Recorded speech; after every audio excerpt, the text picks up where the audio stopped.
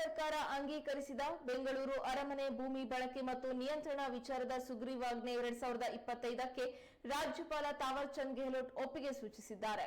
ಇದರೊಂದಿಗೆ ಹಿಂದಿನ ಮೈಸೂರು ರಾಜಮನೆತನಕ್ಕೆ ಸೇರಿದ ಬೆಂಗಳೂರು ಅರಮನೆಯ ಭೂಮಿಯ ಬಳಕೆ ಮತ್ತು ನಿಯಂತ್ರಣ, ಬೆಂಗಳೂರು ಅರಮನೆ ಭೂಸ್ವಾಧೀನ ಮತ್ತು ವರ್ಗಾವಣೆ ಕಾಯ್ದೆ 1996 ಕರ್ನಾಟಕ ಕಾಯ್ದೆ ಅಡಿಯಲ್ಲಿ ಈಗ ರಾಜ್ಯ ಸರ್ಕಾರಕ್ಕೆ ಸೇರಿದೆ.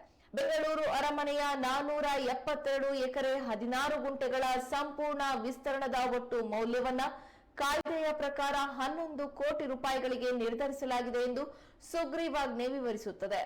ಈಗ ವಿಧಾನಸಭೆ ಮತ್ತು ಪರಿಷತ್ ಅಧಿವೇಶನದಲ್ಲಿಲ್ಲದ ಕಾರಣ ಸಂವಿಧಾನದ 213ನೇ ವಿಧಿಯ ಅಡಿಯಲ್ಲಿ ಅಧಿಕಾರವನ್ನ ಚಲಾಯಿಸಲು ಅಗತ್ಯ ಮತ್ತು ಅನುಕೂಲಕರವಾದ ಸಂದರ್ಭಗಳು ಅಸ್ತಿತ್ವದಲ್ಲಿವೆ ಎಂದು ರಾಜ್ಯಪಾಲರು ತಿಳಿಸಿದ್ದಾರೆ.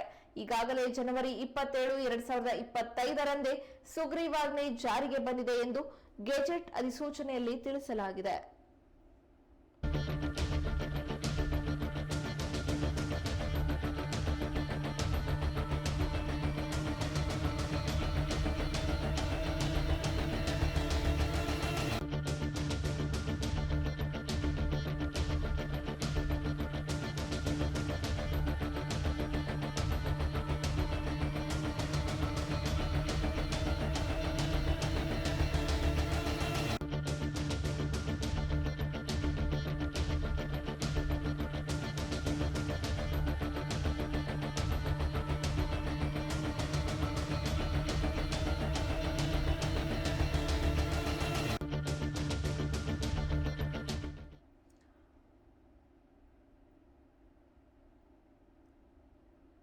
ರಾಜ್ಯ ಸರ್ಕಾರ ಅಂಗೀಕರಿಸಿದ ಬೆಂಗಳೂರು ಅರಮನೆ ಭೂಮಿ ಬಳಕೆ ಮತ್ತು ನಿಯಂತ್ರಣ ವಿಚಾರದ ಸುಗ್ರೀವಾಜ್ಞೆ 2025ಕ್ಕೆ ರಾಜ್ಯಪಾಲ ತಾವರ್ ಚಂದ್ ಗೆಹ್ಲೋಟ್ ಒಪ್ಪಿಗೆ ಸೂಚಿಸಿದ್ದಾರೆ. ಇದರೊಂದಿಗೆ ಹಿಂದಿನ ಮೈಸೂರು ರಾಜಮನೆತನಕ್ಕೆ ಸೇರಿದ ಬೆಂಗಳೂರು ಅರಮನೆಯ ಭೂಮಿಯ ಬಳಕೆ ಮತ್ತು ನಿಯಂತ್ರಣ, ಬೆಂಗಳೂರು ಅರಮನೆ ಭೂಸ್ವಾಧೀನ ಮತ್ತು ವರ್ಗಾವಣೆ ಕಾಯ್ದೆ 1996 ಕರ್ನಾಟಕ ಕಾಯ್ದೆ ಅಡಿಯಲ್ಲಿ ಈಗ ರಾಜ್ಯ ಸರ್ಕಾರಕ್ಕೆ ಸೇರಿದೆ.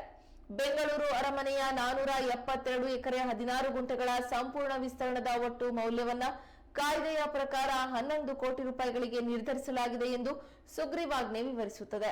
ಈಗ ವಿಧಾನಸಭೆ ಹಾಗೂ ಪರಿಷತ್ತು ಅಧಿವೇಶನದಲ್ಲಿಲ್ಲದ ಕಾರಣ ಸಂವಿಧಾನದ 213ನೇ ವಿಧಿಯ ಅಡಿಯಲ್ಲಿ ಅಧಿಕಾರವನ್ನ ಚಲಾಯಿಸಲು ಅಗತ್ಯ ಮತ್ತು ಅನುಕೂಲಕರವಾದ ಸಂದರ್ಭಗಳು ಅಸ್ತಿತ್ವದಲ್ಲಿವೆ ಎಂದು ರಾಜ್ಯಪಾಲರು ತಿಳಿಸಿದ್ದಾರೆ.